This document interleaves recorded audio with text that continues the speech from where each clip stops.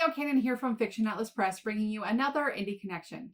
Today I'd like to tell you about some indie books that you might enjoy if you're a fan of Divine Rivals by Rebecca Ross.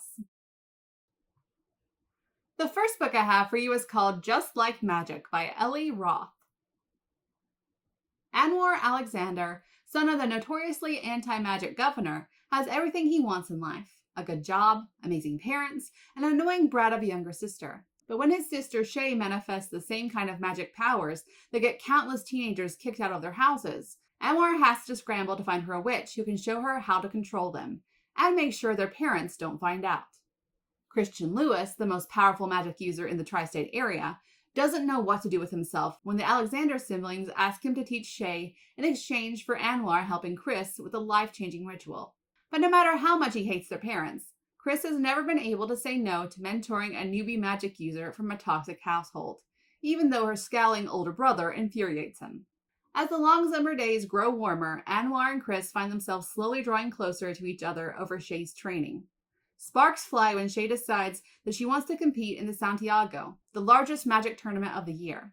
But will the 5-day competition be the beginning of something more, or the end of everything Anwar and Chris hope for? The second book I have for you is called The Fractured Empire by Robin D. Mayle. Can two broken souls fix a world that's been shattered? Adelaide used to want things. She wanted to see the world. She wanted adventure. Then her sister died.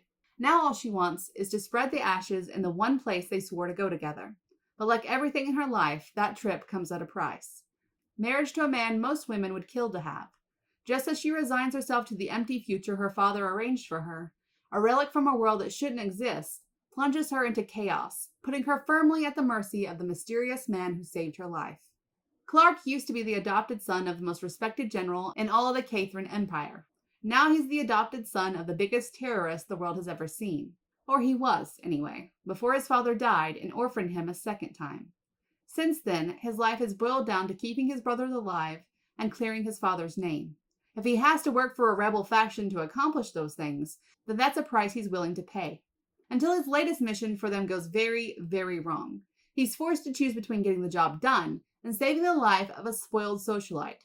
He's still not sure he made the right choice. With danger on every side, Adelaide and Clark have no choice but to work together to survive. If only they can avoid killing each other before their enemies have the chance. The third book I have for you is called Blade of Ash by C.F.E. Black. A cursed king, a hunted sorceress, a bond unlike any other. Red inherits a kingdom and the task of protecting his people against the mysterious source of evil at his border. But when he activates a curse that will slowly drain his life, he must turn his attention to his frustrating royal sorcerer to find a solution.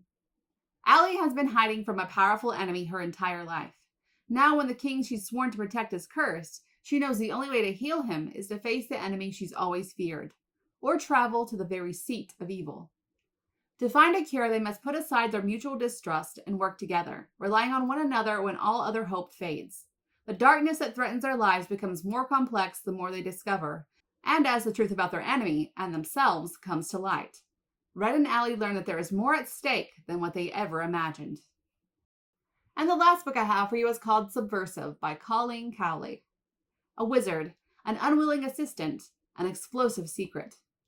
In an America controlled by wizards and 100 years behind on women's rights, Beatrix Harper counts herself among the resistance, the Women's League for the Prohibition of Magic. Then Peter Blackwell, the only wizard her town has ever produced, unexpectedly returns home and presses her into his service as his assistant. Beatrice fears he wants to undermine the League. His real purpose is far more dangerous for them both. Okay, that's it for me this week. I'll see you next week on the Indie Connection. Bye!